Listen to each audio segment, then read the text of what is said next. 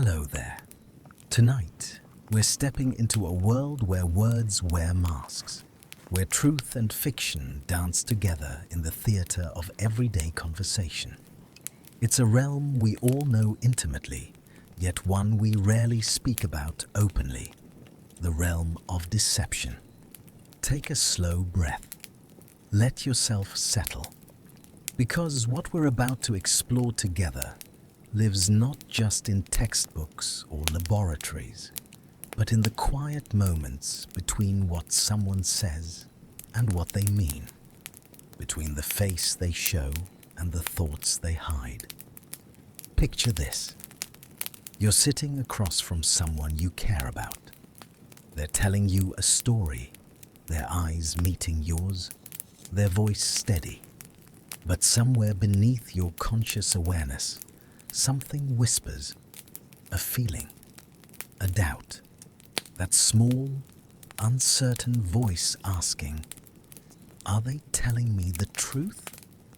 We've all been there, in that suspended moment where we're not quite sure whether to believe, whether to trust, whether the person before us is showing us their authentic self or presenting us with a carefully constructed fiction. The question of how to tell if someone is lying has fascinated humanity for as long as we've had the capacity to deceive one another. Ancient texts describe methods for detecting liars.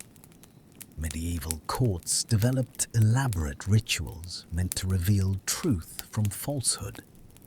Modern science has thrown itself at this question with imaging machines, physiological sensors, linguistic analysis, and computational algorithms.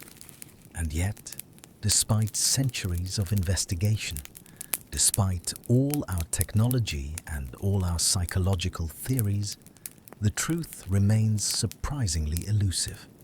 Detecting deception, it turns out, is far more complex than we ever imagined. The universal nature of deception. Let's begin with something that might surprise you. Lying is not an aberration.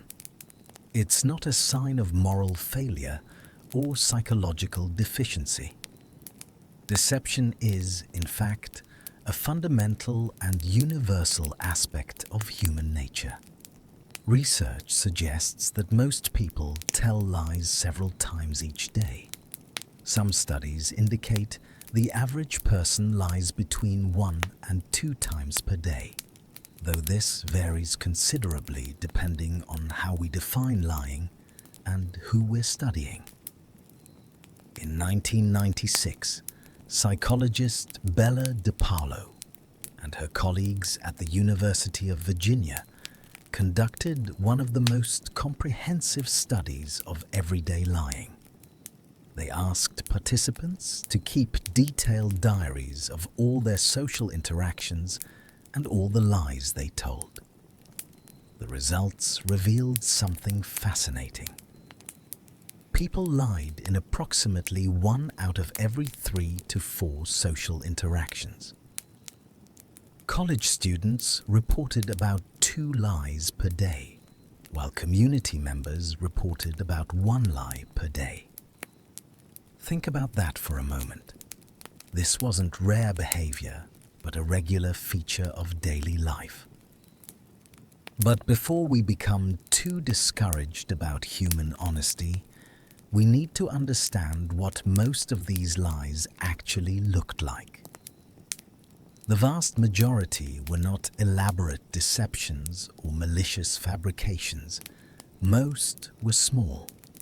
White lies, we call them. Little social lubricants that help conversations flow more smoothly, that spare feelings, that navigate the complex terrain of human relationships without causing unnecessary harm. That dress looks lovely on you. I'd love to come to your party, but I have other plans. Sorry, I'm late.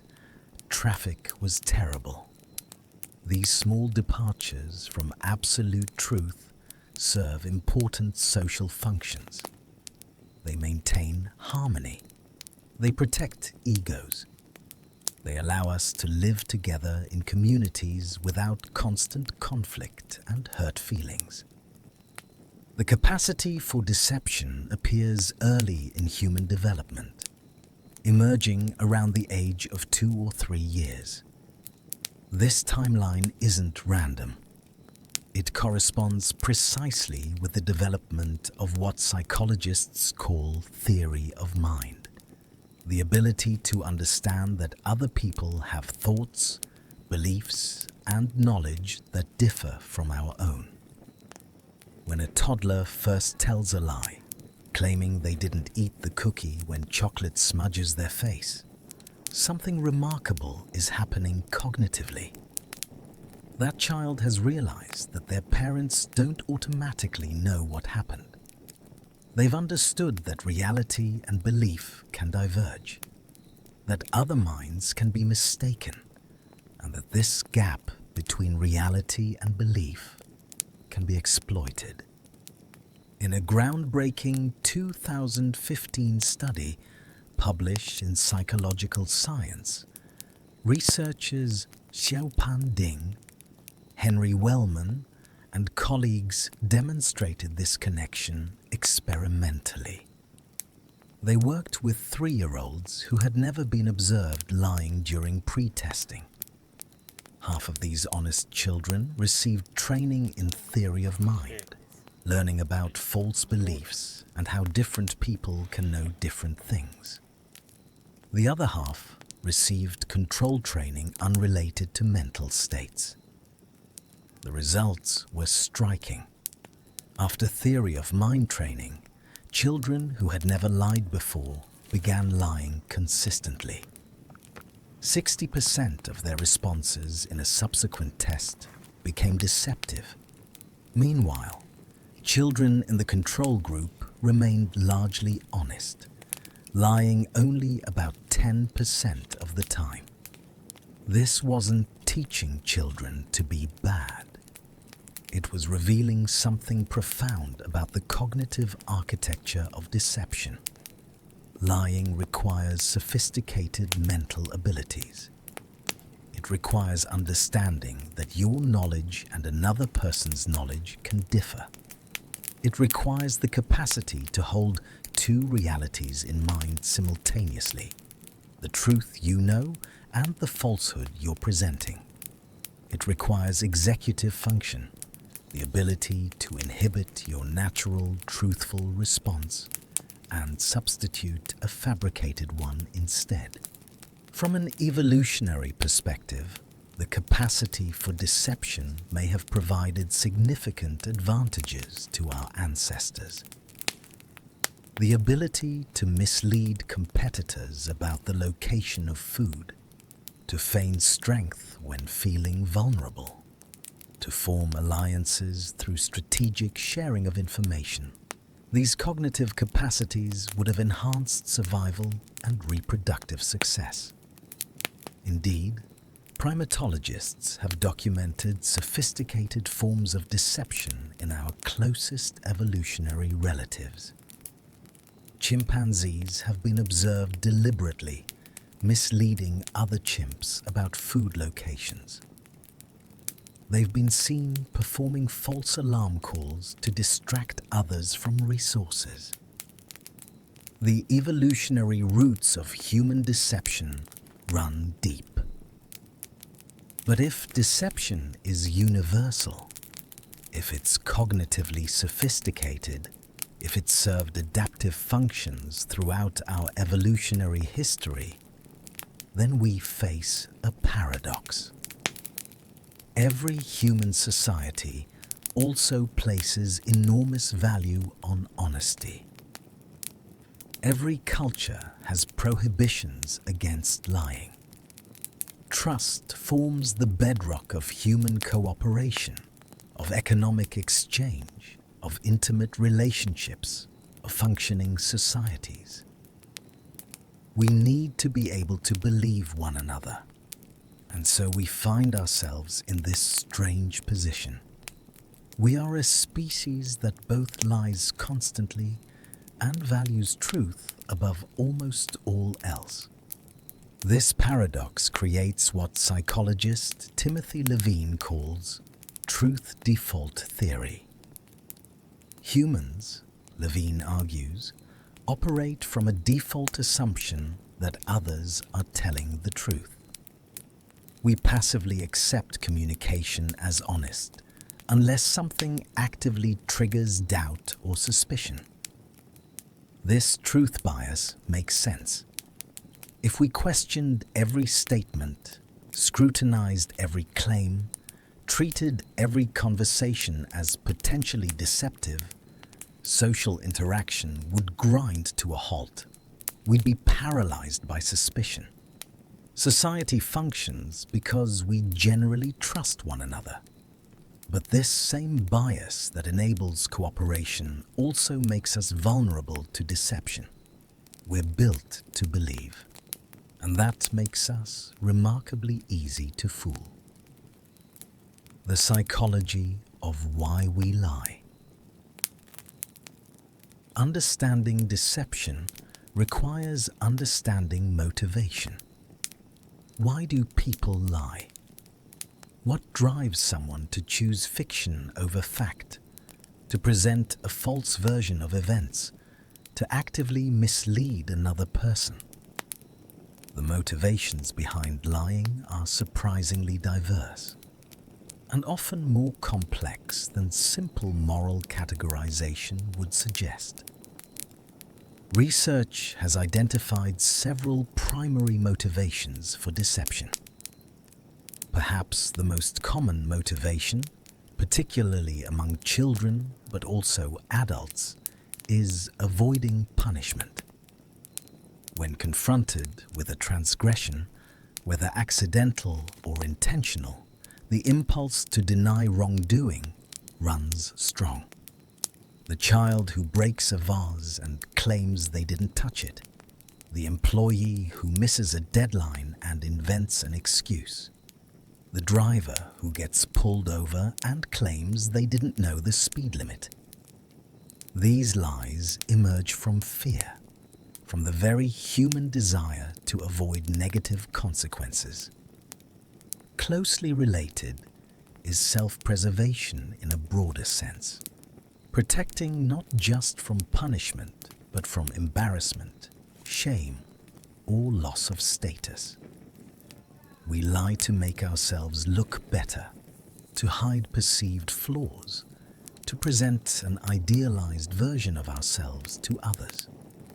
Someone might exaggerate their accomplishments on a job interview. They might hide their struggles from friends and family, presenting a facade of having everything together. These lies serve what psychologists call impression management, the constant work we do to control how others perceive us.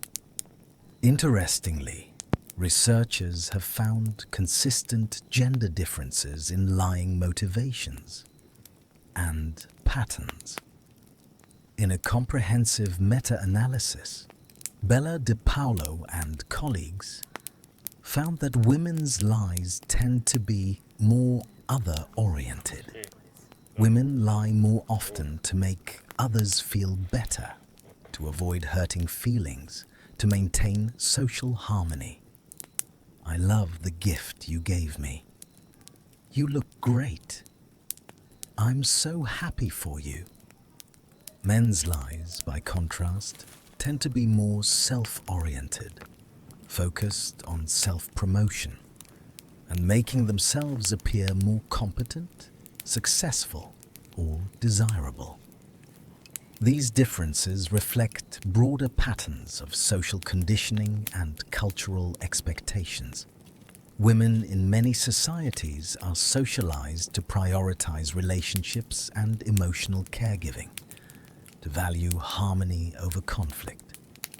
Men are often socialized to value achievement, status, and self-reliance. These social scripts shape not just how we behave honestly, but how we deceive. But not all lies are selfish or neutral. A significant portion of human deception is pro-social, told with the intention of benefiting another person. The friend who tells you that you did great in your presentation, even though it was mediocre, saving you from harsh self-criticism. The doctor who tempers difficult news with hope, helping a patient maintain morale during treatment. The partner who hides their own stress to avoid adding to your burdens. These lies emerge from kindness, from empathy, from the desire to protect others from harm or distress. Research by Victoria Talwar and Kang Lee has shown that pro-social lying emerges later in childhood development than antisocial lying. Young children lie primarily for self-serving reasons, to avoid punishment or gain rewards.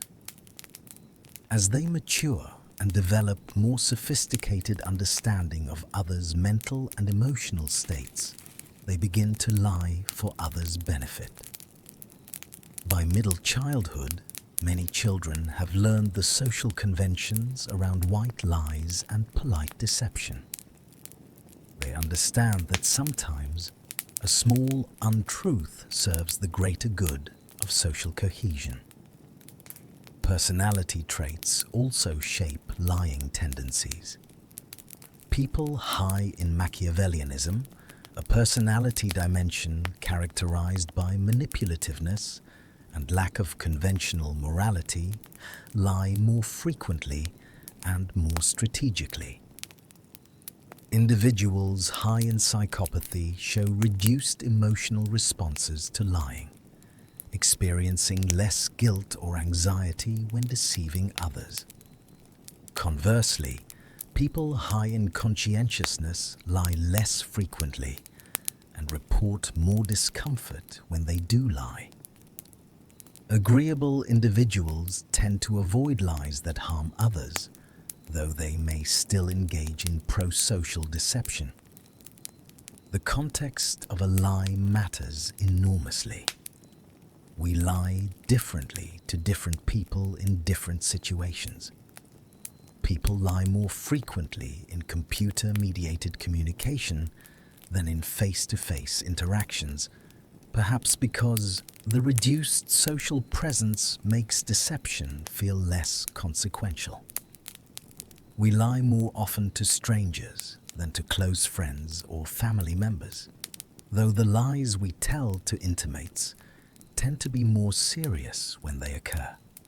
We lie more in competitive contexts than cooperative ones, more when stakes are high than when they're low. Cultural context also profoundly shapes deception. In a massive cross-cultural study spanning 75 countries and 43 languages, the Global Deception Research Team investigated beliefs about lying across cultures. While some beliefs about liars proved nearly universal, the researchers found that gaze aversion was the most commonly cited cue to deception worldwide. There were also notable cultural variations. Cultures differ in what they consider lying. In one study comparing Canadian and Chinese adults, 87% of Canadians categorized a pro-social falsehood as a lie, while only 52% of Chinese participants did. High-context cultures, where communication relies heavily on implicit understanding and social context, may have different thresholds for deception than low-context cultures that value direct, explicit communication. Individualistic cultures, like those predominant in North America and Western Europe, tend to view lies in terms of individual moral choice and personal integrity. Collectivist cultures in many parts of Asia, Africa, and Latin America may evaluate lies more in terms of their social consequences, particularly whether they benefit or harm the group. A lie that protects family honor or group reputation might be viewed more favorably in collectivist contexts than in individualistic ones. Research by Paul Taylor and colleagues found that linguistic cues to deception vary across cultural groups. When asked to provide truthful and deceptive statements, participants from Black African, South Asian, White European, and White British backgrounds showed different patterns. While all groups provided impoverished, less plausible accounts when lying, reflecting the universal cognitive load of deception, they differed in the specific details they manipulated. White European and British participants reduced perceptual information in their lies. Black African and South Asian participants instead reduced social details while increasing perceptual information, compensating in a different way. These cultural variations have profound implications. A police investigator trained on Western deception patterns might misread someone from a different cultural background. An immigration officer evaluating an asylum seeker's credibility needs to account for cultural differences in how stories are told and emotions are expressed. The assumptions we make about deception are not universal truths, but culturally conditioned belief. The cognitive neuroscience of lying. If lying is fundamentally a cognitive act, what happens in the brain when someone deceives? Over the past 2 decades, neuroscientists have used functional magnetic resonance imaging, or fMRI, to peer inside the working brain during acts of deception. What they found reveals both the complexity of lying and the limitations of trying to detect it through brain activity. The prefrontal cortex, that region of the brain just behind your forehead, plays a central role in deception. This makes intuitive sense. The prefrontal cortex is the brain's executive center, responsible for planning, decision-making, inhibiting inappropriate responses, and managing complex, goal-directed behavior. All of these capacities are necessary for successful lying. In studies where participants are instructed to lie about information, researchers consistently observe increased activation in several prefrontal regions. The dorsolateral prefrontal cortex shows heightened activity, likely reflecting the increased working memory demands of maintaining false information while suppressing true information. The ventrolateral prefrontal cortex activates, probably involved in response inhibition, stopping the truthful answer from emerging. The anterior cingulate cortex, a region involved in conflict monitoring and error detection, also lights up during deception. This activation may reflect the internal conflict between the true response and the false one, the cognitive tension of holding 2 contradictory representations simultaneously.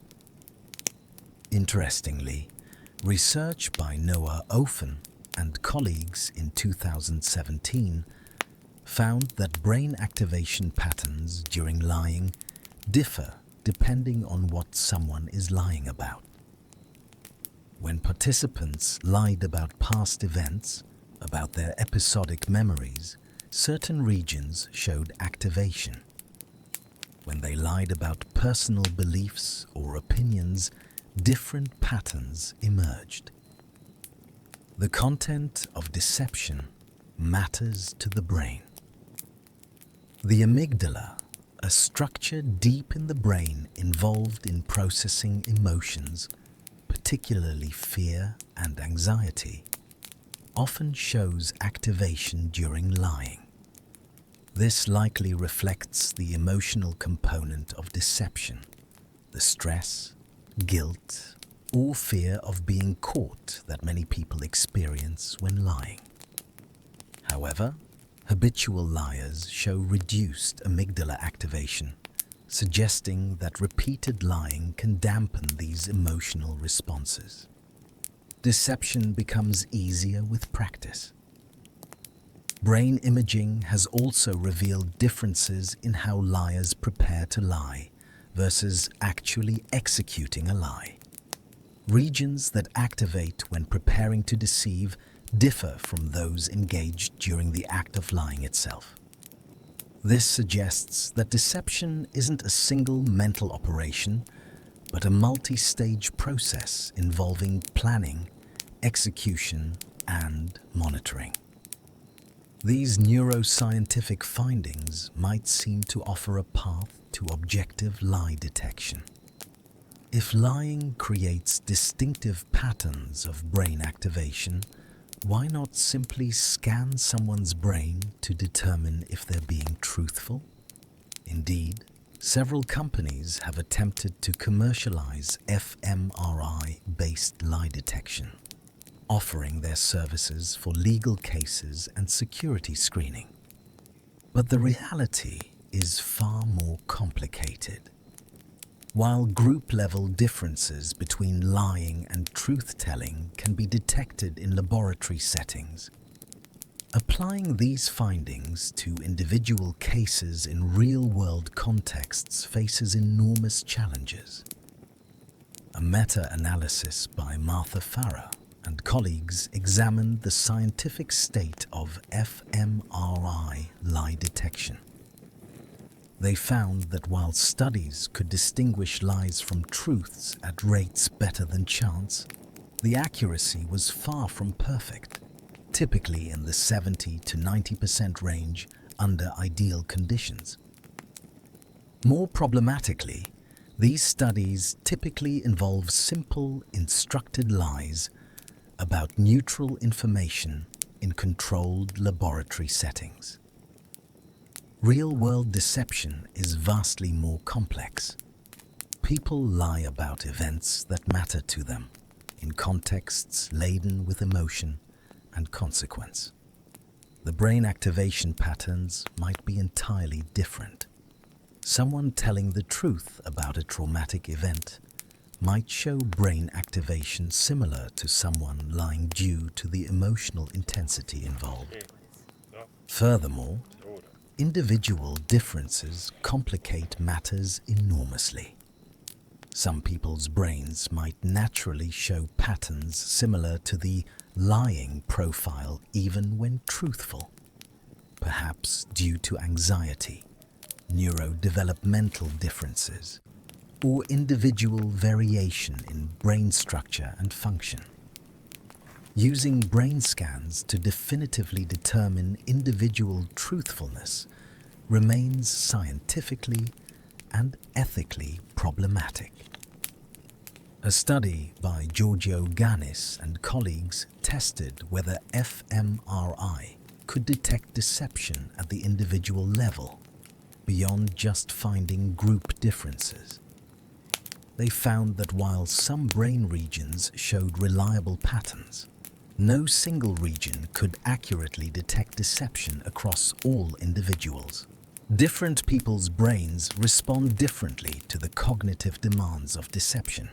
The National Research Council's comprehensive 2003 report on lie detection technologies concluded that while neuroimaging shows promise for understanding the cognitive processes involved in deception, it remains inappropriate for applied lie detection in legal or security contexts.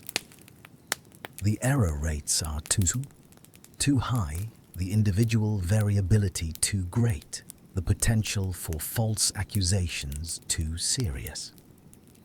What brain imaging has taught us ultimately is that lying is cognitively demanding. It requires more mental resources than truthfulness. The brain works harder when deceiving than when telling the truth. This increased cognitive load, this mental effort required for deception, has become the basis for some of the most promising contemporary approaches to lie detection, not through brain scans, but through behavioral observation. The myth of non-verbal cues. If you ask most people how to tell if someone is lying, they'll tell you to watch their body language. Look for fidgeting. Notice if they avoid eye contact. Watch for nervous gestures, touching their face, shifting their posture. These beliefs about non-verbal cues to deception are deeply ingrained in popular culture. Crime dramas show detectives reading suspects' body language with confidence. Airport security programs train personnel to spot suspicious travelers through behavioral cues. Countless books and websites promise to teach you how to detect lies through observation. There's just one problem. Scientific research has consistently demonstrated that these common beliefs about non-verbal cues to deception are largely myths. After decades of research, hundreds of studies, thousands of participants, the sobering conclusion is that there are no reliable non-verbal behaviors that consistently distinguish liars from truth-tellers. Let's start with the most widespread belief that liars avoid eye contact. This seems intuitive. We associate eye contact with honesty and confidence. Looking away feels evasive, as though someone has something to hide. In the Global Deception Research Team's survey of beliefs across 75 countries, gaze aversion was the most commonly cited cue to deception worldwide. It appeared in 51 out of 58 countries as the most prevalent belief. But here's what the research actually shows. In controlled studies where people are instructed to lie or tell the truth while being video recorded, there is no consistent relationship between gaze aversion and deception. Some liars look away more. Others actually increase eye contact. Meta-analyses, statistical techniques that combine results across many studies, reveal that the effect size, the actual magnitude of the relationship between gaze aversion and lying, is essentially zero. Interestingly, liars who know about the stereotype that liars avoid eye contact often compensate by increasing eye contact when lying. They overcompensate, trying to appear honest by maintaining direct gaze. This creates a situation where someone might be more likely to maintain eye contact when lying than when telling the truth. Exactly the opposite of the common belief. What about fidgeting? Those nervous movements and gestures that supposedly give liars away. Surely people who are lying, anxious about being caught, would display more physical restlessness? Again, the research fails to support this belief. The comprehensive meta-analysis by Bella DiPaolo and colleagues in 2003, examining over 120 studies involving more than 5,000 participants, found that fidgeting and nervous behaviors show weak and inconsistent relationships with deception. Part of the problem is that these behaviors aren't specific to lying. Anxiety, nervousness, and stress can result from many causes. An innocent person being interrogated about a serious crime might display tremendous anxiety, not because they're guilty, but because they're terrified of being falsely accused. Someone telling the truth about a traumatic event might show nervous behaviors due to the emotional difficulty of the topic. Conversely, a practiced liar might feel perfectly calm and confident when deceiving, showing no anxiety at all. Paul Ekman, a prominent researcher on emotion and deception, has extensively studied facial expressions and microexpressions, brief, involuntary facial expressions that supposedly reveal concealed emotions. Ekman has claimed that these microexpressions can be diagnostic of deception, that trained observers can learn to spot them and thereby detect lies. This claim has influenced law enforcement and security practices worldwide. However, the scientific evidence for microexpression training improving lie detection is weak at best. A 2019 study by Sarah Jordan and colleagues tested whether microexpression training improved lie detection accuracy. Participants watched real-life videos of high-stakes liars and were asked to judge their truthfulness. Those who received microexpression training actually performed worse than chance, detecting deception at rates below 50%. Control participants with no training did no better.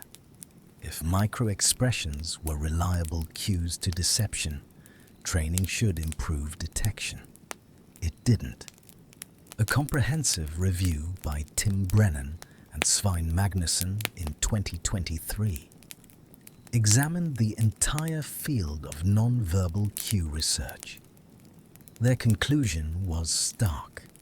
The looks and sounds of deceit are faint and unreliable. People are mediocre lie catchers when they pay attention to behavior. The decades of research attempting to find the behavioral giveaways of lying have largely failed. Why does this matter? Because belief in these unreliable cues can lead to serious errors. Law enforcement officers who believe they can detect deception through body language may make wrong judgments about suspects' guilt or innocence.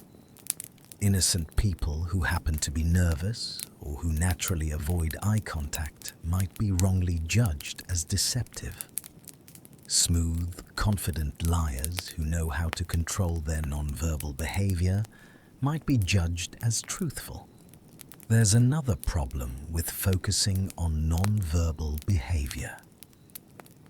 Research by Ronald Riggio and colleagues has identified what they call the honest demeanor bias. Some people naturally display behavioral patterns that we associate with honesty, speaking fluently, appearing relaxed, making good eye contact, smiling appropriately. These individuals are judged as more honest even when they're lying. Conversely, people who naturally appear nervous or who have certain mannerisms might be judged as deceptive even when telling the truth. The attempted control hypothesis, proposed by Aldert Vrij and colleagues, offers insight into why nonverbal cues are so unreliable. Liars are aware that their behavior might give them away. They know the stereotypes about lying behavior, so they attempt to control their nonverbal behavior, trying to appear honest and relaxed. This control can manifest in different ways. Some liars become very still, suppressing natural gestures to avoid appearing nervous. Others overcompensate, forcing themselves to make eye contact or display relaxed postures. This strategic control of behavior means that what we observe isn't necessarily the natural behavior of a liar, but rather the result of their attempt to manage their presentation. And because different people have different beliefs about what behaviors reveal lying and different capacities to control their behavior, the resulting patterns are highly variable. The scientific consensus is clear. Relying on non-verbal behavior to detect deception is not much better than flipping a coin. The cues are too weak, too inconsistent, too influenced by individual differences and contextual factors. If we want to improve our ability to detect deception, we need to look beyond body language to more reliable indicators. And that means looking at what people say and how they say it. Verbal and linguistic markers of deception. While non-verbal behavior proves unreliable for detecting deception, research has found more promising indicators in language itself. The words people choose, the structures of their sentences, the details they provide. These verbal and linguistic features show more consistent relationships with truthfulness and deception than physical behavior. The fundamental reason verbal cues might be more diagnostic relates back to the cognitive load of lying. Deception is mentally demanding. When someone lies, they must construct a false narrative, suppress the true narrative, keep track of what they've said to avoid contradictions, monitor the listener's reactions, and manage their own anxiety. All of this requires substantial cognitive resources.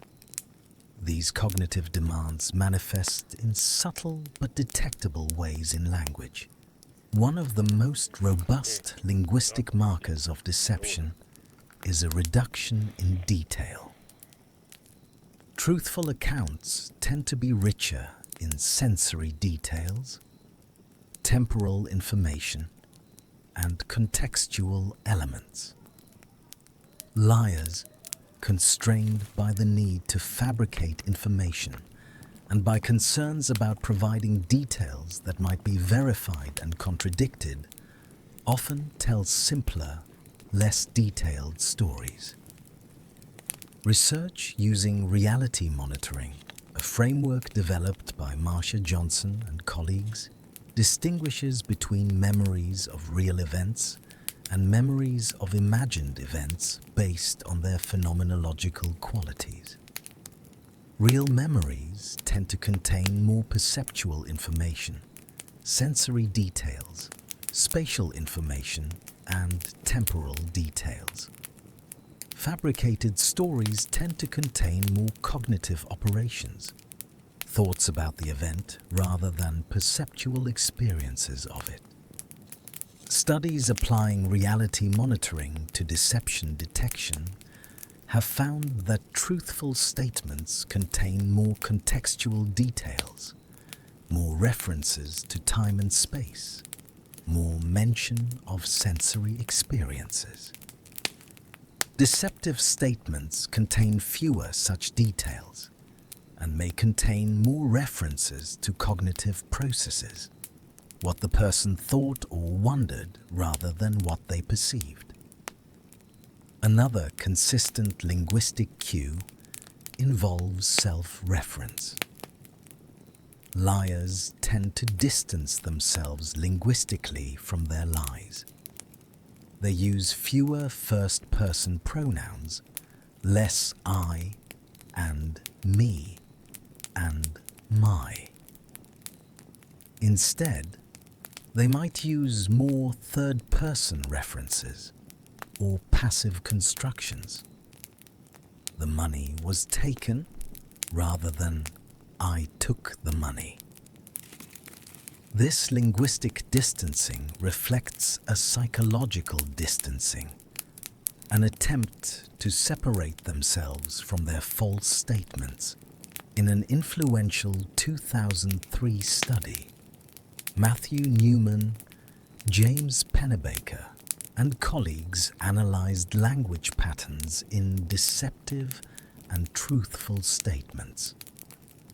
They found that liars used significantly fewer first-person singular pronouns. They also used more negative emotion words, possibly reflecting the discomfort or stress of lying, and fewer exclusive words like except, but, and without, which suggest complex, nuanced thinking. Liars may also show less lexical diversity, using a more limited vocabulary. The cognitive demand of fabricating information may reduce people's ability to access varied vocabulary, leading to more repetitive language. Studies using computational linguistic analysis have confirmed this, finding that truthful accounts show greater linguistic richness and variety than deceptive ones. Research has also examined specific speech patterns, like filled pauses, those ums and uhs that pepper spontaneous speech. There's some evidence that the frequency and placement of these disfluencies differ between truthful and deceptive speech, though the findings are mixed. Some studies suggest more filled pauses during lies, reflecting cognitive difficulty. Other studies find no difference or even fewer disfluencies, possibly because liars are carefully monitoring their speech. One interesting finding involves the concreteness of language. Deceptive statements tend to be more concrete and less abstract than truthful ones. This might seem counterintuitive. Wouldn't liars be vague? But research suggests that when fabricating information, people tend to provide simple, concrete details rather than complex, abstract reasoning. Truth-tellers, drawing on actual memories, can more easily provide abstract interpretations and reflections alongside concrete details. Studies have also found that liars' accounts are often less plausible than truthful ones when evaluated by raters, even when those raters can't reliably determine truthfulness.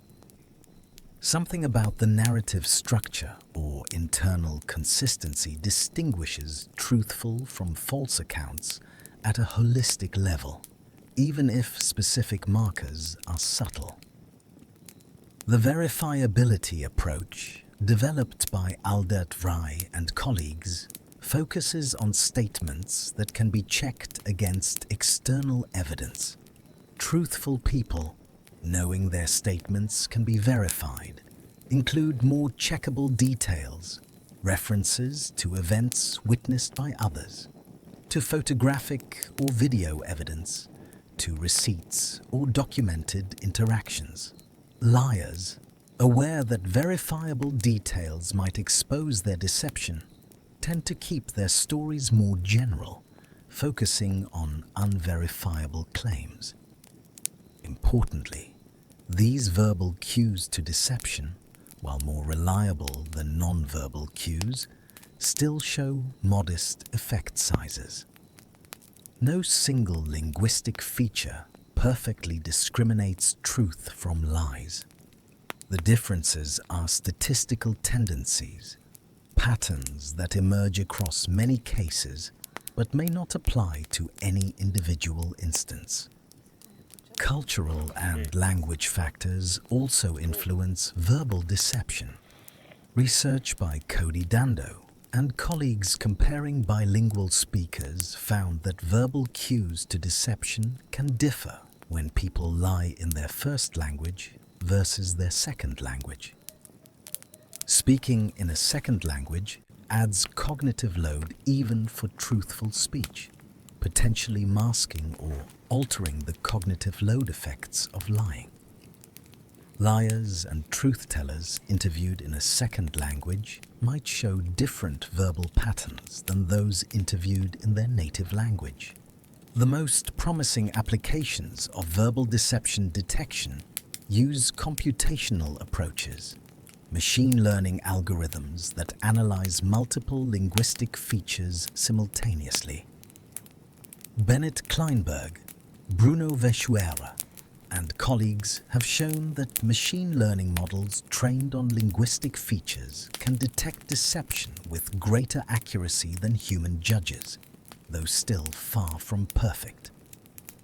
A 2023 study by Riccardo Loconte and colleagues compared human judges with machine learning algorithms in detecting deception from linguistic cues. Human judges, including both naive participants and expert forensic psychologists, achieved accuracy rates of about 54 to 59%, barely above chance. Machine learning algorithms trained on linguistic features achieved 70 to 77% accuracy, a meaningful improvement, though still leaving substantial room for error. These computational approaches can analyze features that humans struggle to track consciously: the frequency of function words, subtle shifts in verb tenses, the ratio of different parts of speech, patterns that might indicate deception, but that are too subtle for intuitive detection. Natural language processing techniques can potentially identify deceptive language more reliably than human judgment alone. However, even these advanced approaches face limitations. They work best with substantial amounts of text, analyzing patterns across longer statements. Brief responses or yes-no answers don't provide enough linguistic data for reliable analysis. The algorithms must be trained on data similar to the application context, with cultural, linguistic, and contextual differences potentially reducing accuracy. And like all statistical approaches, they produce probabilistic estimates, not certainties. The verbal and linguistic approach to deception detection, while more promising than non-verbal cues, still offers no magic bullet for spotting lies. Language provides hints, clues, probabilistic indicators. But detecting deception through language requires careful analysis, consideration of context, and appropriate humility about the limitations of our methods. Cognitive load. Approaches to detection. If lying is cognitively more demanding than truth-telling, then perhaps we can detect deception not by looking for specific cues, but by deliberately increasing cognitive load and observing how people respond. This is the insight behind cognitive load approaches to lie detection, a family of interview techniques designed to make the cognitive demands of lying so high that behavioral differences between liars and truth-tellers become more pronounced. The basic logic is straightforward. Lying already requires significant mental resources. Constructing false information, suppressing true information, maintaining consistency, monitoring one's behavior. If we add additional cognitive demands through our interview techniques, liars, already operating near their cognitive capacity, should struggle more than truth-tellers. These struggles should manifest in observable ways, in the quality of their responses, in their demeanor, in the effort they display.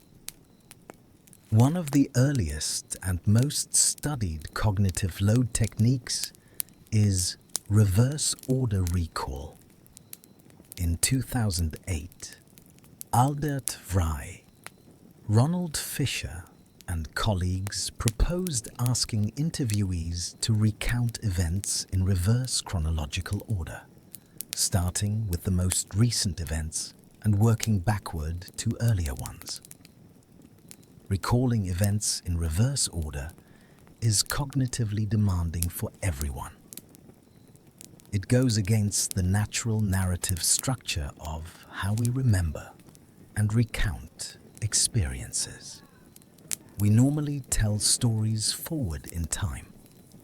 The hypothesis was that this additional cognitive demand would be more taxing for liars than truth-tellers. Truth-tellers can access their actual memories, which contain the temporal structure of events, and reconstruct the backward narrative from that memory. Liars must take their fabricated forward narrative and reverse it, an additional layer of cognitive work. Initial studies found promising results. When people told their stories in reverse order, observers were better able to distinguish liars from truth-tellers than when stories were told in chronological order. Liars showed more signs of cognitive effort, longer pauses, more speech errors, less detailed accounts. Truth-tellers, while also finding reverse recall challenging, managed better than liars. However, subsequent replication attempts have produced mixed results. Some studies have replicated the original findings. Others have not found the expected effects. A comprehensive replication attempt by Hannah Fenn and colleagues in 2015 failed to find that reverse order recall improved lie detection accuracy. The reasons for these inconsistent findings remain debated. One possibility is that reverse order recall is too demanding, even for truth-tellers in certain contexts. If someone is asked to recall events that occurred long ago, or events they didn't pay close attention to, or complex sequences of events, reverse recall might overwhelm even genuine memory. This could lead to false positives, truth-tellers appearing deceptive because they struggle with an extremely difficult recall task. Another cognitive load technique involves asking unexpected questions. Per Anders Granhag, Maria Hartwig, and colleagues developed the strategic use of evidence approach, or SUE, which involves withholding evidence until late in an interview and asking questions the suspect doesn't anticipate. Liars, who have typically prepared a story they believe is consistent with what investigators know, struggle when confronted with unexpected questions or evidence they hadn't accounted for.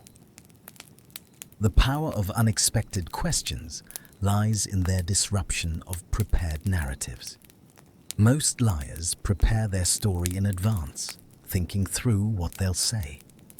Unexpected questions require them to fabricate on the spot, to extend their deception in directions they hadn't anticipated.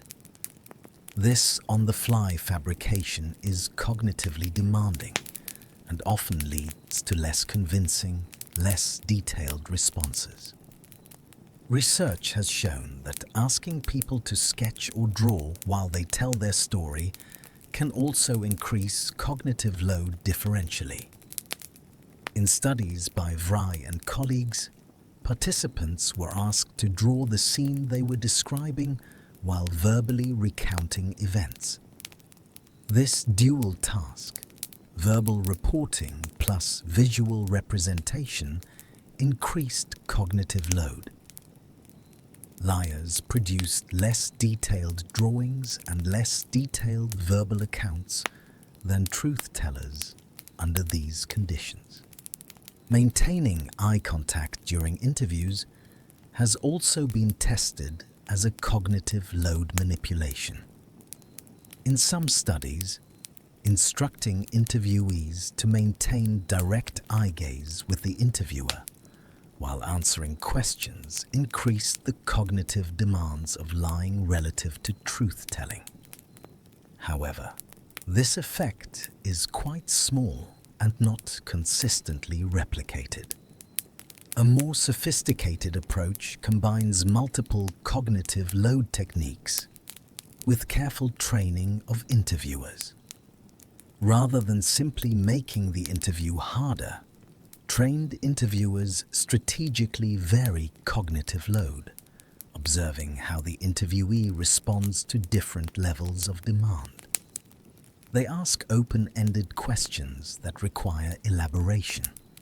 They request detailed timelines. They ask for information in different orders. They probe inconsistencies. They ask for drawings or demonstrations. Throughout this process, they observe not just the content of responses, but indicators of cognitive effort, response latency, how long it takes to answer, the number of filled pauses, the level of detail provided, the internal consistency of the account, behavioral indicators of effort like blinking rates or reduced gesturing.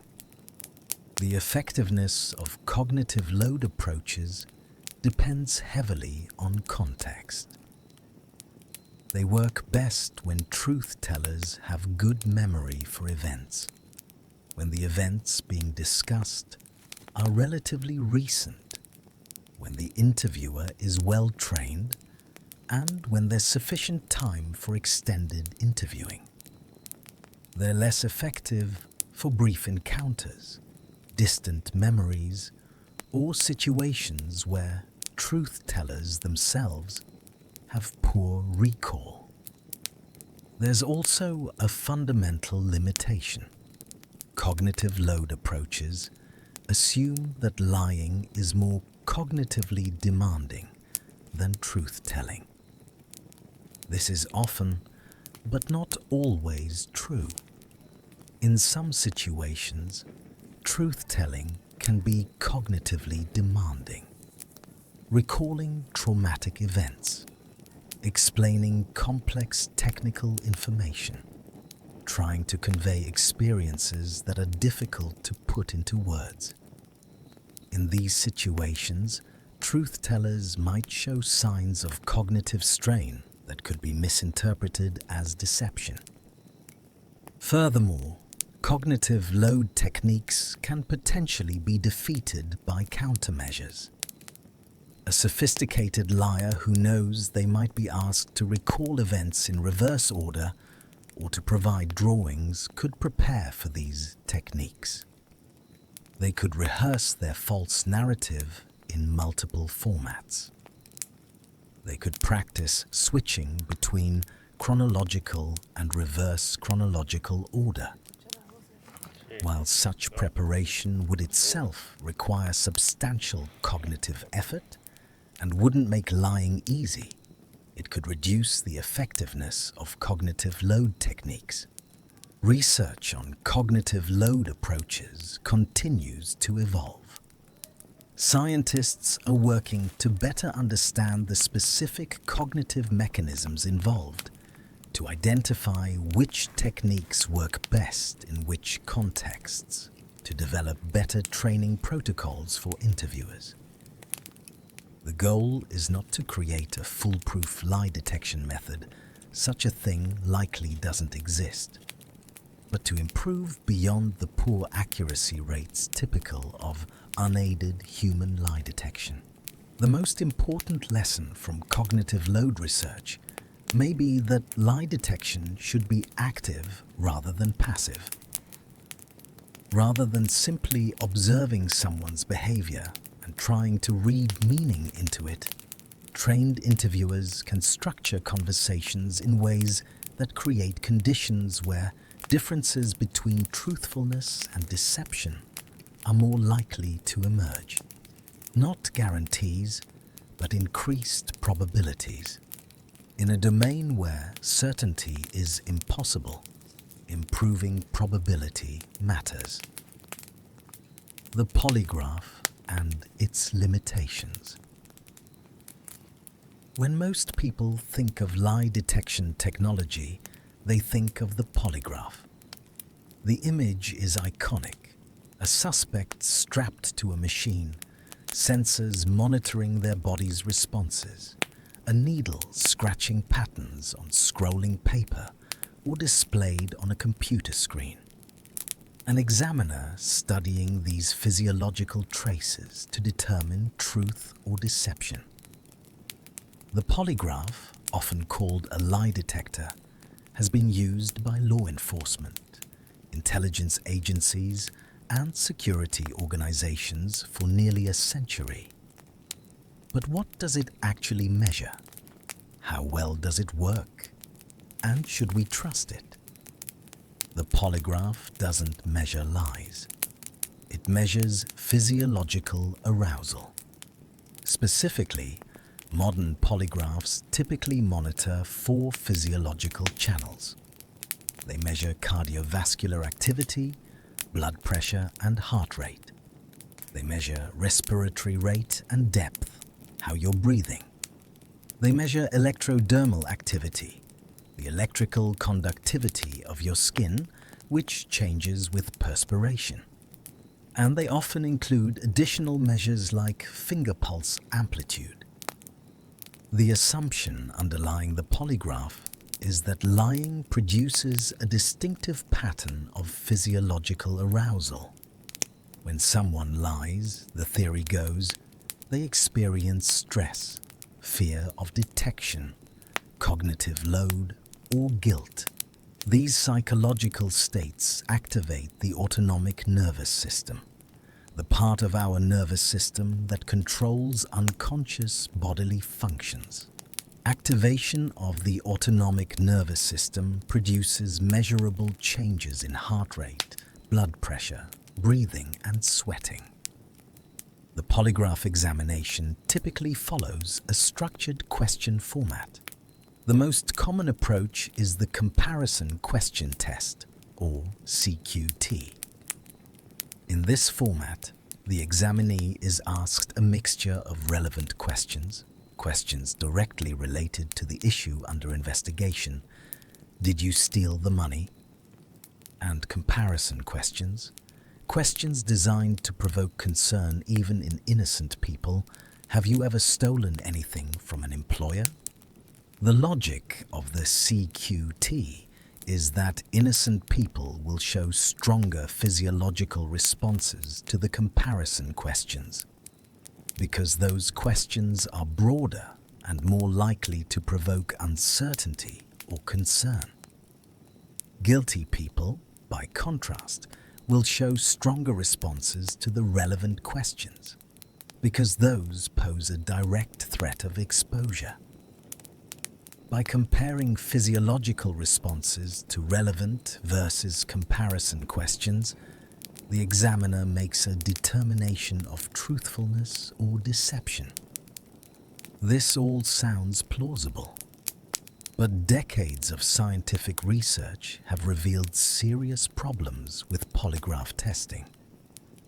In 2003, the National Research Council of the National Academy of Sciences released a comprehensive report evaluating the polygraph. Their conclusion, based on reviewing decades of research, was sobering. The scientific evidence for the accuracy of polygraph testing was scanty and scientifically weak. The theoretical basis for the polygraph is questionable. There is no unique physiological signature of lying. The physiological changes measured by the polygraph, increased heart rate, blood pressure, perspiration. These can result from many psychological states besides deception: anxiety, fear, anger, confusion, mental effort, even excitement. All can produce similar physiological patterns. An innocent person being questioned about a serious crime might experience tremendous anxiety, not because they're guilty, but because they're terrified of being falsely accused, because the situation is intimidating, because they know their future depends on being believed. This anxiety can produce physiological responses indistinguishable from those of a guilty person. Conversely, a psychopathic individual or someone who feels no guilt might lie without any significant physiological arousal. The polygraph assumes an emotional response to lying. Some people simply don't have that response. Studies have shown that individuals with antisocial personality traits who lack empathy and guilt can pass polygraph examinations even when lying. The accuracy of the polygraph varies enormously depending on testing conditions. In laboratory studies, where volunteers are instructed to lie about trivial matters in low-stakes situations, accuracy rates can appear relatively high, in the 70 to 90% range. But real-world applications involve high-stakes situations, complex motivations, and emotionally charged contexts. Under these conditions, accuracy drops significantly. Field studies of actual polygraph examinations face serious methodological challenges. In many cases, there's no independent, certain determination of truth. Polygraph results themselves sometimes influence case outcomes through confessions or plea bargains, making it impossible to determine accuracy independently.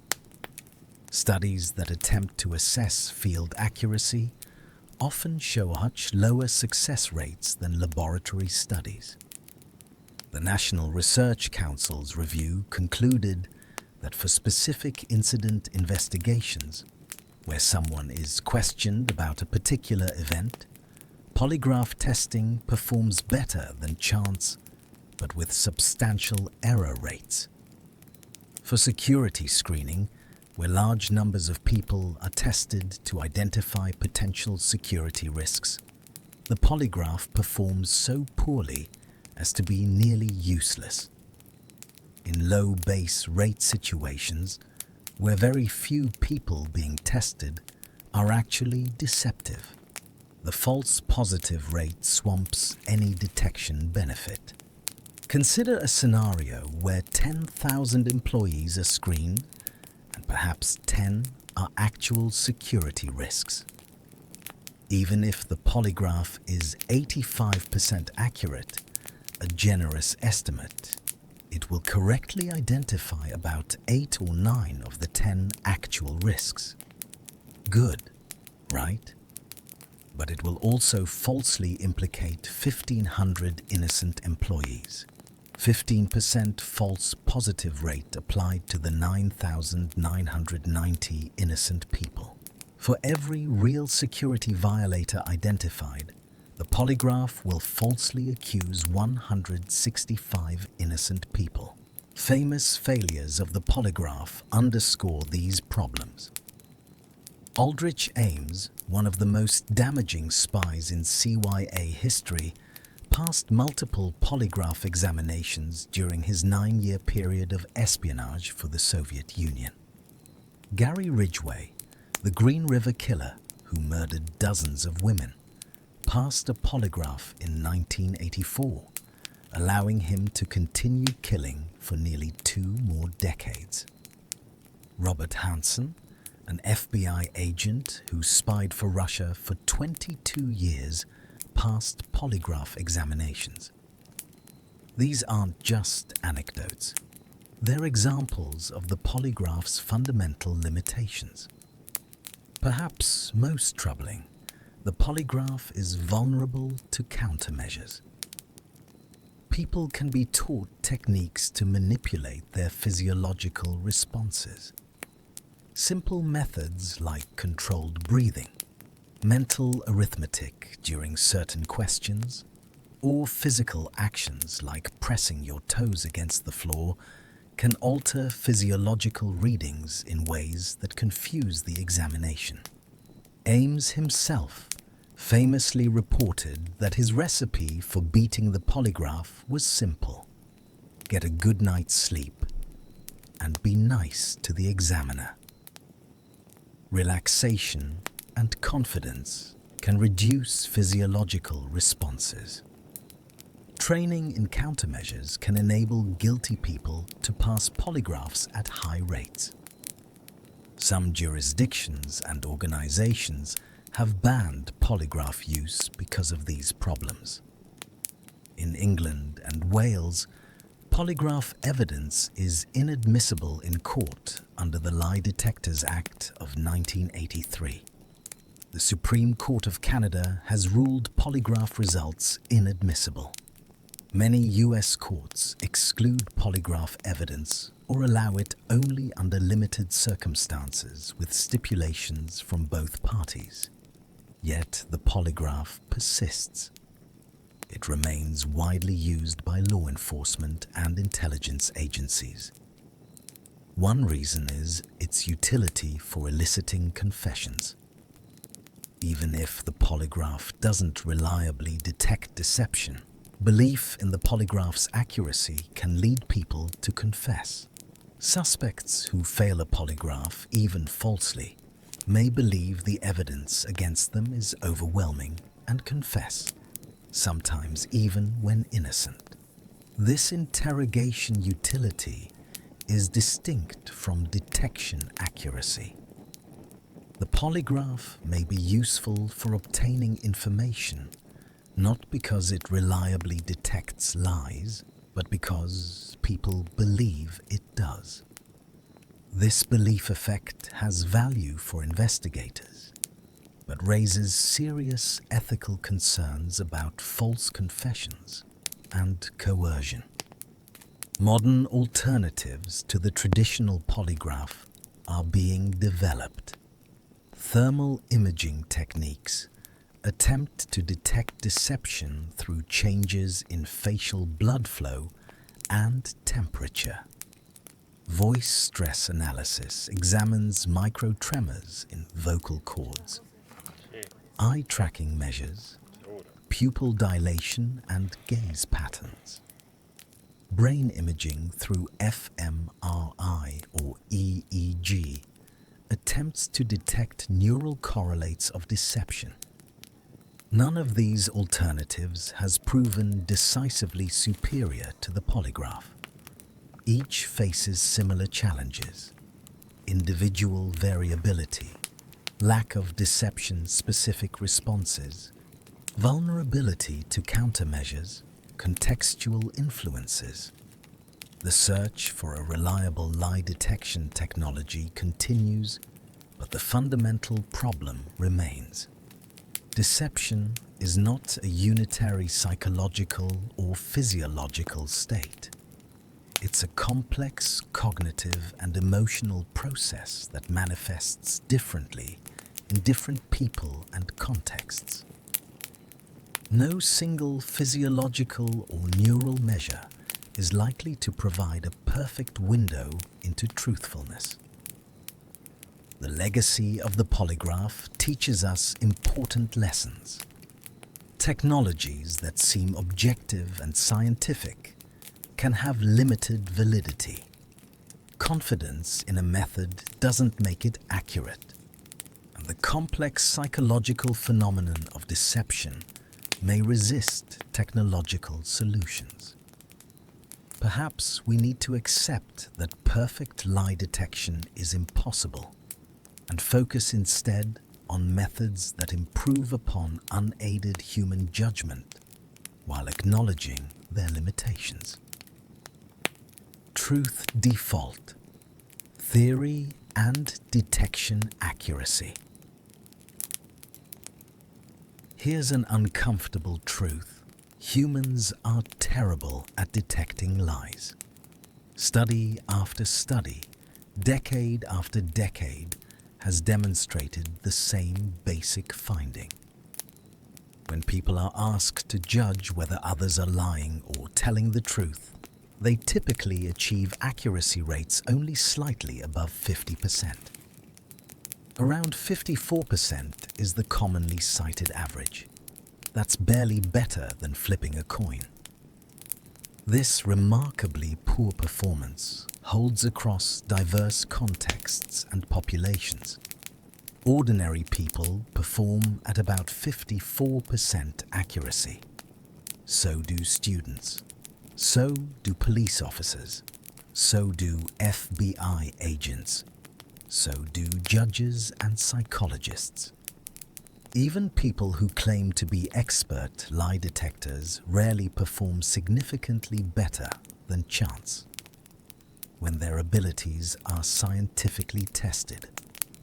In 2006, Charles Bond and Bella DePaulo published a comprehensive meta-analysis synthesizing results from over 200 studies involving more than 24,000 judges making veracity assessments. Their conclusion was stark. People detect lies at rates only modestly better than would be expected by chance.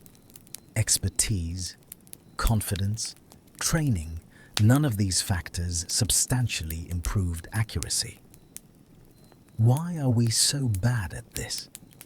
Several factors contribute to our poor lie detection abilities, and understanding these factors reveals fundamental aspects of human psychology and social interaction. First, as we've already discussed, the cues people believe indicate lying are largely wrong. When people try to detect deception, they focus on behaviors that actually don't reliably discriminate truth from lies. They watch for gaze aversion, fidgeting, nervous gestures, all those unreliable non-verbal cues. By attending to the wrong information, they fail to notice the more subtle verbal and cognitive cues that might be more diagnostic. Second, people vary enormously in how they behave when lying. There's no universal liar profile. Some liars appear nervous. Others appear confident. Some reduce eye contact. Others increase it. Some provide elaborate details. Others keep their stories simple. This individual variability means that learning to detect deception from one person doesn't necessarily transfer to detecting deception in others. Each person is different. Third, people also vary in how they behave when telling the truth. Some people are naturally nervous, easily flustered, socially anxious. They might display all the stereotypical signs of lying, even when being completely honest. Others are naturally smooth, confident, articulate. They might appear entirely credible, even when fabricating elaborate falsehoods. These individual differences in baseline behavior, what's sometimes called demeanor, contaminate judgments of truthfulness. Fourth, context matters enormously. A person might show certain behaviors when lying in one situation that they don't show when lying in different circumstances. The stakes involved, the relationship with the lie detector, the topic of discussion, the emotional valence of the material. All these factors influence behavior in complex ways. Detecting deception requires not just reading cues, but understanding contextual influences, a cognitively demanding task itself. Fifth, and perhaps most important, humans operate from what Timothy Levine calls truth default. Truth default theory proposes that humans evolved to presume honesty in communication. We default to believing what others tell us. This truth bias serves important social functions. If we constantly doubted every statement, scrutinized every claim, social interaction would become impossibly burdensome. Trust enables cooperation, and cooperation is essential to human survival and flourishing. But this same truth bias that enables social life also makes us vulnerable to deception. We're built to believe unless something actively triggers doubt. Most of the time, nothing triggers our suspicion. We accept what others say as true, and we're wrong more often than we realize. Levine's research has shown that people are more accurate at judging truth than lies. When someone is telling the truth, we correctly identify truthfulness about 60% of the time. When someone is lying, we correctly identify deception only about 45% of the time. We're biased toward truth judgments. This asymmetry means that in everyday life, where most communication is actually honest, truth default works well. We correctly accept most true statements. We also incorrectly accept many false statements. But if lies are relatively rare, our overall accuracy in navigating social interactions remains reasonably good. The system works because it's calibrated to the base rate of honesty in human communication. However, in contexts where deception is more common, interrogation of suspects, evaluation of witnesses, security screening, truth default becomes problematic. In these contexts, the base rate of deception is higher, and truth bias leads to many false negative errors, failing to detect lies that are present. Interestingly, research has identified a deception consensus effect. People who lie more themselves tend to believe that others lie more often as well. Prolific liars see the world as more deceptive than it actually is. This projection of one's own tendencies onto others reveals how our personal experiences shape our social perceptions. There are also individual differences in lie detection ability, though these differences are modest. Some people are slightly better than others at detecting deception. A few individuals, sometimes called wizards in the research literature, achieve accuracy rates substantially above chance. Maureen O'Sullivan and Paul Ekman identified a small number of such individuals whose lie detection accuracy exceeded 70%. What distinguishes these rare high performers? Research suggests they rely less on stereotypical cues and more on careful attention to verbal content, internal consistencies, and subtle patterns across multiple channels of communication. They don't claim to have special insight into body language. They describe a process of careful analysis, looking for discrepancies, implausibilities, and unusual patterns. But even the best human lie detectors are far from perfect, and their abilities don't always transfer across contexts. Someone who is good at detecting deception in one setting might not be good in another. The skills appear somewhat domain-specific. Confidence and accuracy in lie detection are largely uncorrelated. People who are very confident they can detect lies perform no better than people who lack confidence. This confidence-accuracy gap means that the people most certain of their lie detection abilities are often no more accurate than anyone else. They're just more confident in their wrong judgments. This creates serious practical problems. Police officers, judges, security personnel, people in positions where lie detection matters often have high confidence in their abilities. This confidence can lead to over-reliance on intuitive judgments that are actually no more accurate than chance. Worse, high confidence combined with poor accuracy can lead to wrongful convictions, false accusations, and serious injustices. Training programs that claim to improve lie detection abilities have generally failed to produce meaningful improvements. Meta-analyses examining the effectiveness of deception detection training show only small effects. People who receive training might learn to recognize more cues. But if those cues aren't actually diagnostic of deception, more observation doesn't help.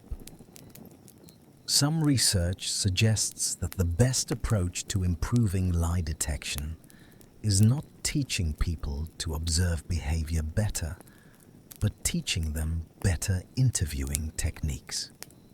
Strategic, evidence-informed questioning, cognitive load manipulations, careful attention to verbal content and verifiable details. These approaches show more promise than trying to read body language or facial expressions. The fundamental lesson from decades of research on lie detection accuracy is humility. We should be humble about our abilities to detect deception. We should be skeptical of claims that experts can reliably read people. We should be cautious about making high-stakes decisions based on intuitive judgments of truthfulness. And we should recognize that in the absence of corroborating evidence, determining truth from lies is far more difficult than common wisdom suggests. Children and the development of deception. Understanding when and how children learn to lie offers profound insights into the cognitive architecture of deception. Lying isn't just morally complex, it's cognitively sophisticated. Studying how this capacity emerges in development reveals the mental processes underlying deception across the lifespan. Children don't lie in infancy. The capacity for intentional deception emerges around age 2 to 3 years, coinciding with major developments in cognitive and social understanding. This timing isn't coincidental. Lying requires capabilities that toddlers are only beginning to develop. What does it take to lie successfully? First, you need to understand that others have minds, that other people have beliefs and knowledge separate from your own. Second, you need to understand that these beliefs can be false, that someone can believe something that isn't true. Third, you need to be able to construct and communicate false information while inhibiting the true information. Fourth, you need to maintain this deception over time, keeping your story consistent. These requirements involve both theory of mind, understanding other minds, and executive function. the cognitive control processes that allow us to inhibit responses, hold information in working memory, and flexibly switch between mental sets. The first lies children tell are simple and often transparent. A 2-year-old with chocolate smeared on their face might deny eating the forbidden candy. A 3-year-old might insist they didn't break a toy even when caught red-handed. These primary lies are often unsuccessful because children don't yet fully grasp that their behavior can reveal their deception. They understand that they can say something false, but don't fully appreciate all the ways their lie might be discovered. Research by Victoria Talwar and Kang Lee has documented how children's lying abilities develop through early and middle childhood. In studies using a temptation resistance paradigm, children are left alone with a toy they've been told not to peek at. A hidden camera records whether they peek. When the experimenter returns and asks if they peeked, many children, especially those 3 years and older, will lie and deny peeking. Interestingly, when these lying children are then asked follow-up questions, younger liars often reveal their deception through semantic leakage. If asked, "What do you think the toy is?" they might correctly identify it, even though they claimed not to have peeked. They failed to maintain consistency between their initial lie and subsequent statements. This semantic leakage decreases with age as children develop better ability to maintain their false narratives. The relationship between lying and theory of mind development has been extensively studied. In 1999, Antonia Polak and Paul Harris found that 3-year-olds who passed false belief tasks, standard tests of theory of mind understanding, were more likely to lie in experimental situations than children who failed those tasks. Children who understood that others can have false beliefs were better equipped to create false beliefs in others through lying. This correlation between theory of mind and lying doesn't mean theory of mind is the only factor. Executive function also plays a crucial role. Studies by Angela Evans, Kang Lee, and colleagues have shown that children's lying abilities correlate with their performance on executive function tasks, particularly inhibitory control tasks that require suppressing a dominant response. A child needs inhibitory control to suppress the truthful answer and produce a false one instead. They need working memory to keep track of what they've said and maintain their story. They need cognitive flexibility to adjust their deception if questioned or challenged. Children whose executive functions are more developed are better liars. In a remarkable longitudinal study, Genyue Fu and colleagues followed children over time, measuring their theory of mind, executive function, and lying abilities at multiple time points. They found bidirectional relationships. Theory of mind and executive function predicted later lying ability. But interestingly, lying experience also predicted improvements in theory of mind and executive function. Practicing deception appears to exercise these cognitive capacities, strengthening them over time. This finding has interesting implications.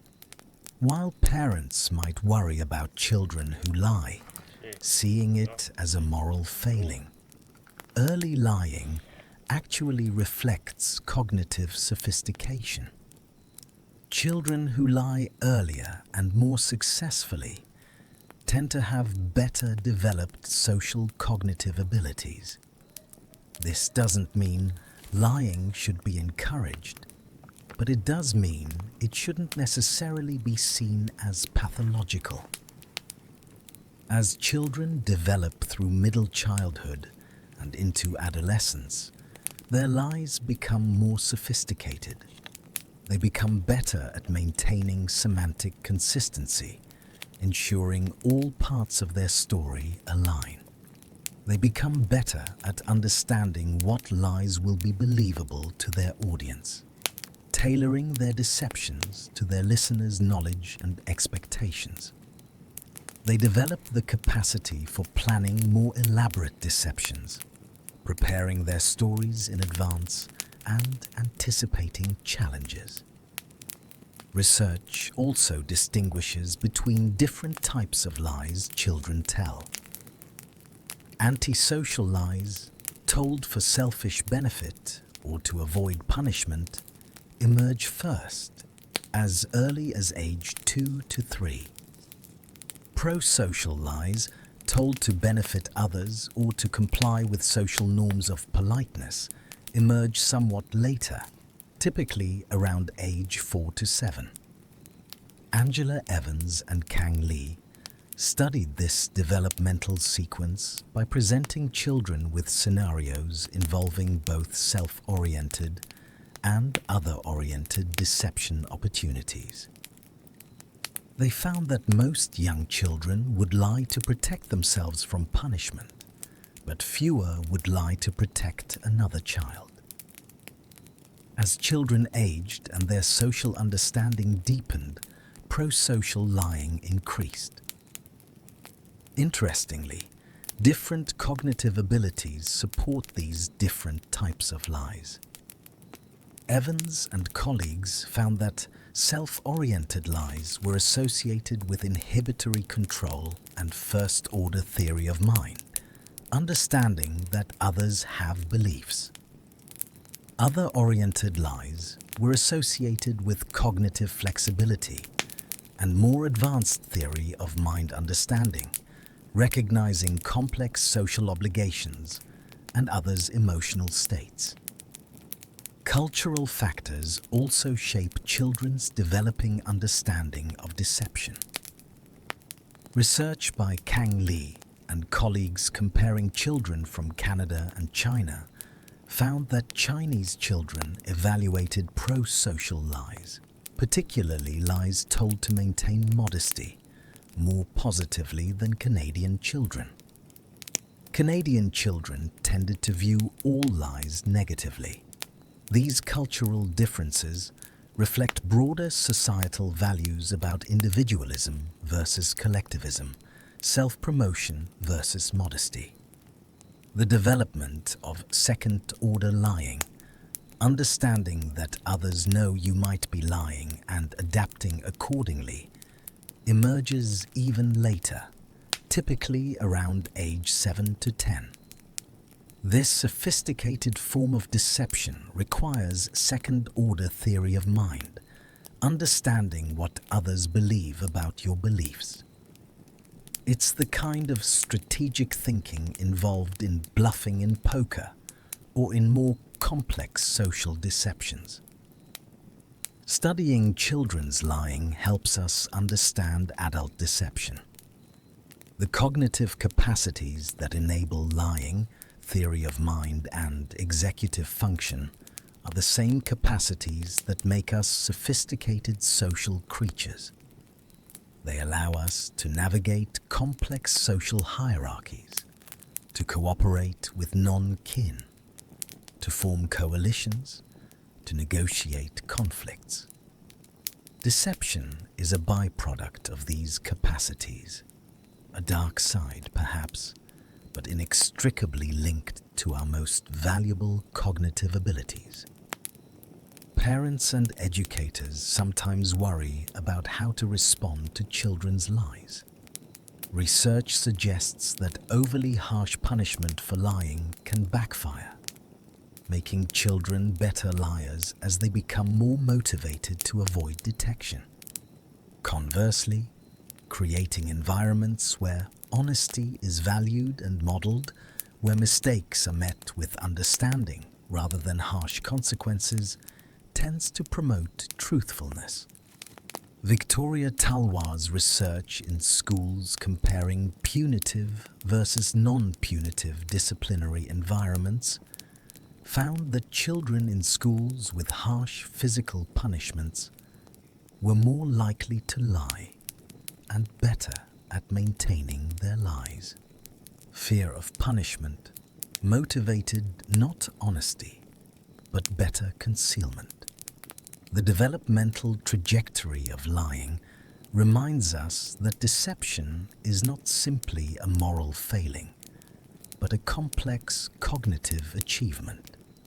Understanding its development helps us appreciate both the sophistication of adult lying and the possibility of creating social contexts that promote honesty without suppressing the cognitive growth that makes deception possible. Practical applications and modern approaches. Given all we've learned about the complexity of deception and the limitations of traditional detection methods, what practical approaches show promise? How can law enforcement, security professionals, and others who need to assess credibility improve their accuracy? Several modern approaches, grounded in scientific research, offer better performance than unaided intuitive judgment, though none provides anything close to perfect accuracy. Strategic interviewing techniques, particularly the cognitive interview and the strategic use of evidence approach we discussed earlier, represent significant advances. Rather than relying on observing behavior and making intuitive judgments, trained interviewers structure conversations to elicit information in ways that create differences between truthful and deceptive accounts. The cognitive interview, developed by Ronald Fisher and Edward Geiselman in the 1980s, focuses on maximizing memory retrieval through various techniques. Witnesses are encouraged to mentally reinstate the context of events, to report everything they remember without editing, to describe events from different perspectives, and to recall information in different temporal orders. These techniques improve memory recall for truthful witnesses while making it more difficult for liars to maintain fabricated stories. When combined with cognitive load manipulations, the cognitive interview becomes even more effective. Asking unexpected questions, requesting drawings or sketches, varying the order of recall, having interviewees maintain eye contact, all these techniques increase cognitive demands.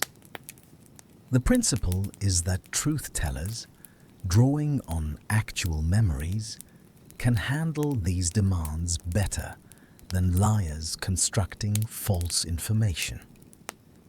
The strategic use of evidence approach focuses on how evidence is presented during interviews. Rather than revealing all evidence early, which allows suspects to tailor their stories to fit the known facts, trained interviewers withhold evidence and ask open-ended questions first. This creates opportunities for suspects to make statements that contradict evidence they don't know investigators possess. These contradictions become powerful tools for detecting deception. Research by Per Anders Granhack, Maria Hartwig, and colleagues has shown that the SUE technique significantly improves lie detection accuracy compared to standard interviewing approaches. When evidence is strategically withheld and then revealed after statements are made, guilty suspects often find themselves trapped in contradictions, while innocent suspects remain consistent with evidence as it emerges. Assessing verifiable details in statements offers another promising approach. Rather than trying to judge whether someone seems nervous or whether their story sounds plausible, investigators can focus on details that can be independently checked. Does the account include specific times, places, and people that can be verified? Does it reference events witnessed by others or captured by surveillance? Truthful accounts tend to include more verifiable details because truth-tellers know their statements can be checked and are confident their story will hold up. Machine learning and artificial intelligence. Approaches to deception detection represent a frontier with both promise and concerns. Computational algorithms can analyze language patterns at scales and with precision impossible for human observers. They can identify subtle statistical patterns in word usage, sentence structure, temporal markers, and linguistic complexity. Studies by Bennett Kleinberg and colleagues have demonstrated that machine learning models trained on linguistic features can detect deception with accuracy rates of 70 to 80%.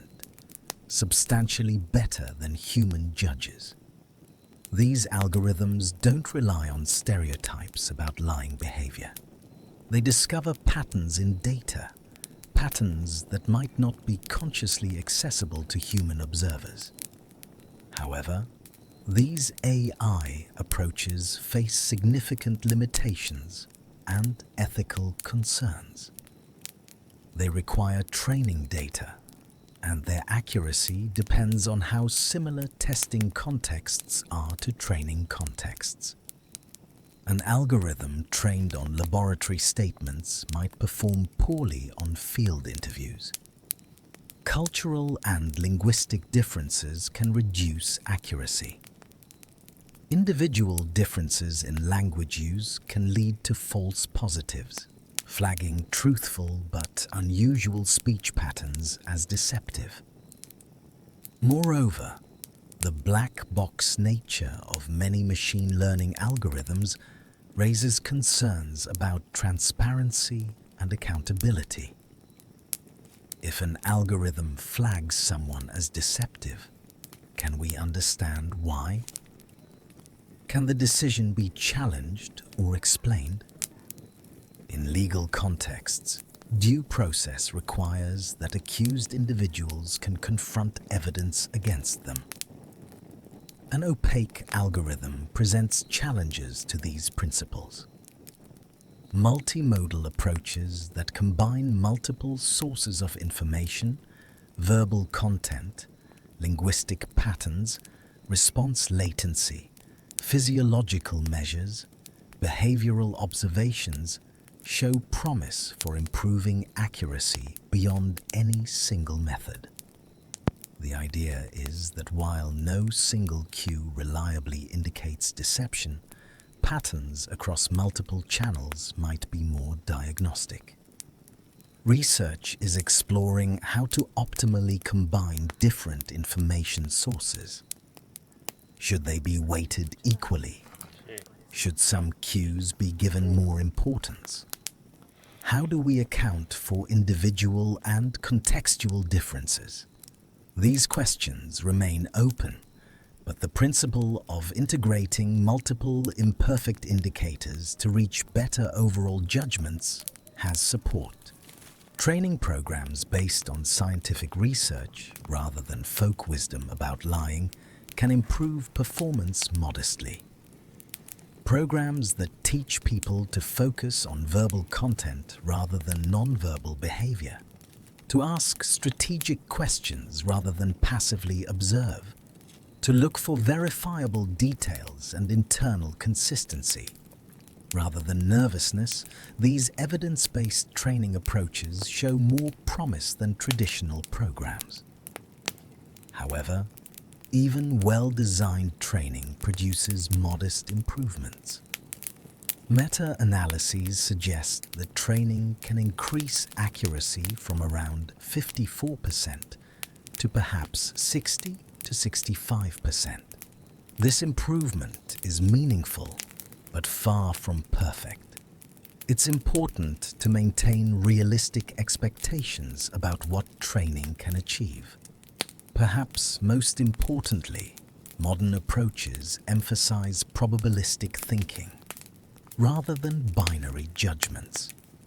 Instead of declaring definitively, "This person is lying," or "This person is truthful," trained assessors learn to think in terms of probabilities and confidence levels.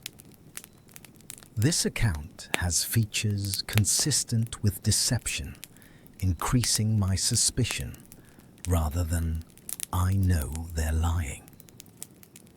This probabilistic approach aligns with how deception detection actually works in practice. We never have certainty. We have degrees of belief, levels of suspicion, probabilistic estimates. Making this uncertainty explicit, rather than hiding it behind confident pronouncements, helps ensure that deception assessments are used appropriately, as one source of information among many, rather than as definitive verdicts. Cultural dimensions of deception. Throughout this exploration, we've touched repeatedly on cultural influences in deception and detection. It's worth examining these cultural dimensions more systematically because they fundamentally challenge any universal claims about how to detect lies. The Global Deception Research Team's findings revealed both universals and variations. The belief that liars avert gaze appeared in 58 countries studied, suggesting a widespread pan-cultural stereotype. Yet the strength of this belief varied. In some countries, nearly everyone mentioned gaze aversion as a cue to lying. In others, it was less prominent. Even universal beliefs show cultural gradations. Beyond beliefs about deception, actual deceptive behavior and its linguistic manifestations vary culturally. Research by Paul Taylor and colleagues demonstrated that people from different cultural backgrounds manipulate different aspects of their language when lying. These differences align with broader patterns of cultural communication styles. High-context cultures, common in East Asia, the Middle East, and parts of Africa and Latin America, rely heavily on implicit communication, shared understanding, and social context. Directness can be considered rude. Indirectness and ambiguity serve important social functions. In such cultures, what constitutes deception might be defined differently than in low-context cultures. Low-context cultures, more common in Western Europe and North America, value explicit, direct communication. Information should be stated clearly. Ambiguity is often viewed with suspicion. In these contexts, indirectness might be interpreted as evasive or deceptive, even when it reflects normal cultural communication patterns. These differences have profound implications. Someone from a high-context culture communicating with someone from a low-context culture might be perceived as evasive or dishonest when they're simply following their cultural communication norms. Conversely, someone from a low-context culture might be perceived as rude or overly blunt in a high-context setting. Collectivist versus individualist cultural orientations also shape deception and its evaluation. Collectivist cultures, which emphasize group harmony, family honor, and social interdependence, may evaluate lies differently based on their social consequences. A lie that benefits the family or maintains group harmony might be viewed more positively than in individualist cultures that emphasize personal honesty and individual moral responsibility. Research with Chinese and Canadian children, conducted by Kang Li and colleagues, found that Chinese children evaluated lies told to maintain modesty more positively than Canadian children. When a child won a competition but claimed they performed poorly to appear modest, Chinese children saw this as appropriate behavior. Canadian children viewed it as dishonest. These differences reflect broader cultural values about self-promotion versus modesty. Language itself influences deception. Bilingual speakers show different patterns when lying in their first language versus their second language.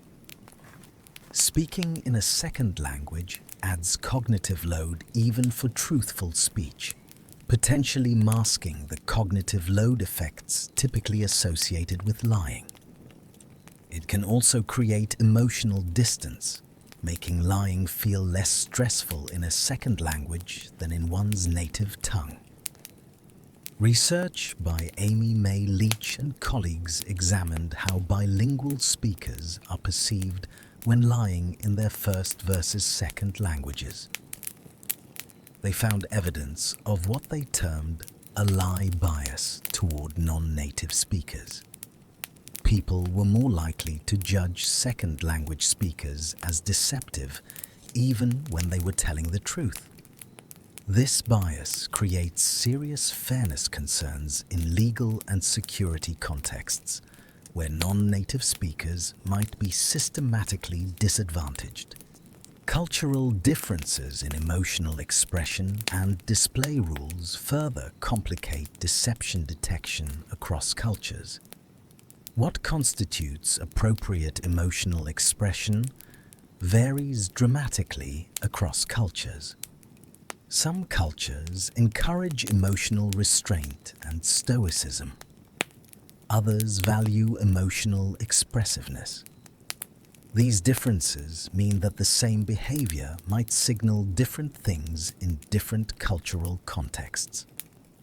A person from a culture that values emotional restraint might appear flat and unemotional when telling the truth about a significant event, potentially being judged as deceptive by someone from a culture that expects emotional expression.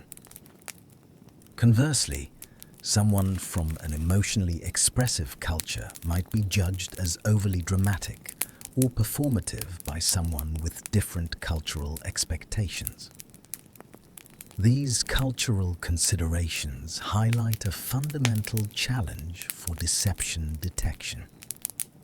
Most research has been conducted in Western, educated, industrialized, rich, and democratic societies, often abbreviated as WEIRD, WEIRD,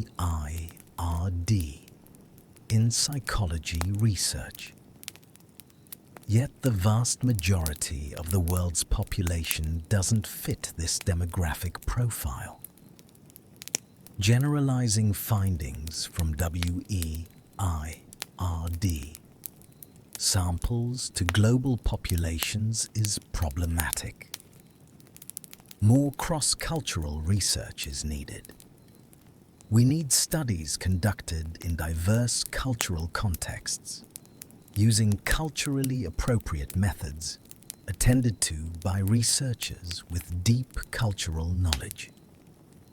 We need to understand which aspects of deception and its detection are universal and which are culturally specific.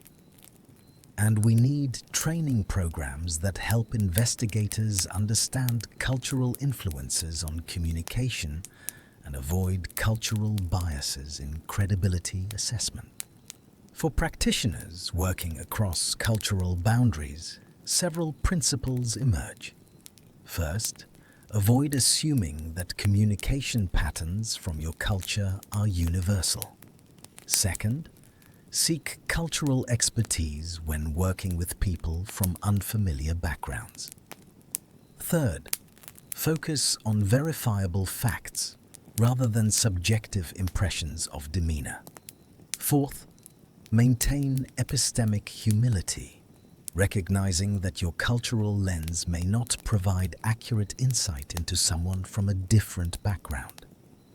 And fifth, when in doubt, err on the side of fairness and procedural justice rather than confident but culturally biased judgments. Conclusion: the elusive truth. We've journeyed through the quiet landscape of deception, examining its psychology from multiple angles. We've explored why humans lie, how lying develops in childhood, what happens in the brain during deception, why common belief about detecting lies are largely myths, what verbal and cognitive approaches show more promise, the serious limitations of the polygraph, why humans are generally poor lie detectors, and how culture shapes everything about deception and its detection. What can we conclude from all of this? Perhaps the most important lesson is humility. Perfect lie detection is impossible. The cues are too subtle, too variable, too influenced by individual difference and context. The human capacity for deception reflects sophisticated cognitive abilities, and those same abilities make deception difficult to detect reliably. The polygraph doesn't work as advertised. Body language doesn't reliably betray liars. Even advanced neuroimaging can't definitively determine truthfulness in individuals. Machine learning algorithms improve upon human judgment, but remain far from perfect.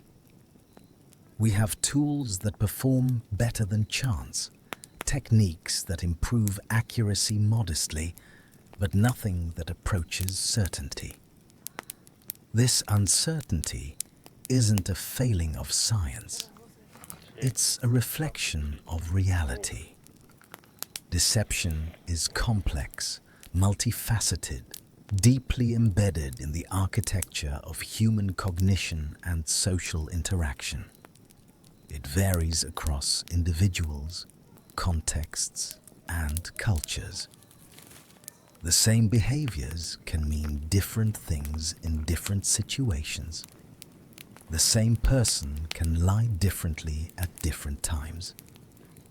What we can do is approach questions of truthfulness with appropriate caution.